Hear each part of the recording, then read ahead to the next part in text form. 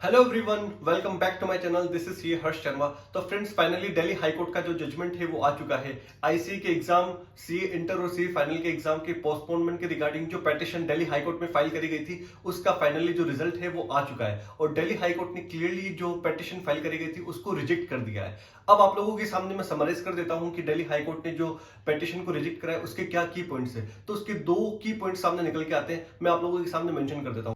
First key point जो Delhi high court ने mention करा है, there is no law which prohibit ICA to conduct the exam during this Lok Sabha elections. तो Delhi high court ने clearly mention कर दिया है कि जो लोकसभा के इलेक्शन है उस टाइम पे आईसीए को एग्जाम कंडक्ट करवाने से कोई भी ऐसा लॉ नहीं है इंडिया में जो आईसीए को प्रोहिबिट करता है। और सेकंड जो की पॉइंट सामने निकल के आया है, जो दिल्ली हाई कोर्ट ने मेंशन करा कि ऑलमोस्ट 4,26,000 स्टूडेंट्स जो है इस सीए इंटर और सीए फाइनल कंबाइंड लेवल पे 4,26,000 स्टूडेंट्स जो है अपीयर होने वाले हैं। और इसमें से जो इश्यू फेस होगा बहुत ही कम स्टूडेंट्स को होगा, मे बी 20-25,000 स्टूडेंट्स को हो सकता है। बट 4 लाख स्टूडेंट्स के लिए क्या एग्जाम को पोस्टपोन करना सही है कि नहीं है? तो दिल्ली हाई कोर्ट ने अगेन अपने जजमेंट में कहा कि इट्स नॉट जस्टिफाइड कि हम बहुत कम स्टूडेंट्स के लिए इस एग्जाम को पोस्टपोन करें। तो जो है इस अटेम्प्ट को क्लियरली स्किप कर सकते हैं और नवंबर 24 के लिए आप जो है प्रिपरेशन आपकी कर सकते हैं। तो यहाँ पे मैंने जो आपके सामने दोनों की पॉइंट्स है वो क्लियरली आपके सामने रख दिए हैं। अब आप लोगों को पता चल गया होगा दिल्ली हाईकोर्ट जो है एग्जाम को पोस्टपोन की पिटीशन को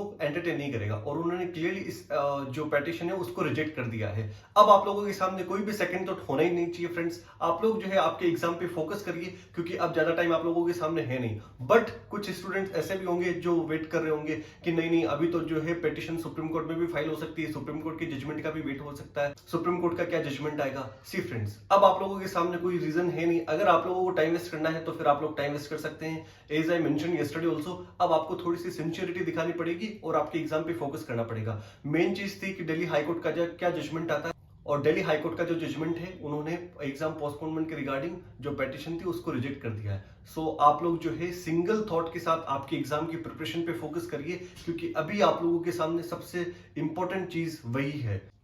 I hope this video will clear all your dilemmas, जो भी आपके डिलेमास थे कि एग्जाम होगा कि नहीं, एग्जाम पोस्टपोन होगा कि नहीं होगा, दिल्ली हाईकोर्ट का क्या जजमेंट आएगा। अब दिल्ली हाईकोर्ट का भी जजमेंट आ चुका है, तो आप लोग जो है आपके एग्जाम पे फोकस करिए। अगर आपको लगता है कि वीडियो आप लोगों के लिए हेल्पफुल है और आप लोगों के फ्रेंड्स के लिए भी हेल्पफुल हो सकता है, तो उनके साथ इस वीडियो को शेयर कर दीजिए और चैनल को सब्सक्राइब करके रख लीजिए फ्यूचर के लिए, क्योंकि आप लोगों के पास अब 20 दिन का टाइम बचा है। और इन 20 दिन को आपको कैसे यूटिलाइज करना है, आपको क्या एग्जाम की स्ट्रेटेजी फॉलो करनी है, क्या आप लोगों को मॉक टेस्ट पेपर लिखनी चाहिए कि नहीं लिखनी चाहिए, 1.5 डेज स्ट्रेटेजी, इन सब चीजों के लिए मैं फ्यूचर में वीडियोस अपलोड करने वाला हूं। तो आप लोग जो है चैनल को सब्सक्राइब करके रख लीजिए और वीडियोस को लाइक करिए और अपने फ्रेंड्स के साथ शेयर करिए। Thank you so much friends, that's it from my side. Keep studying friends.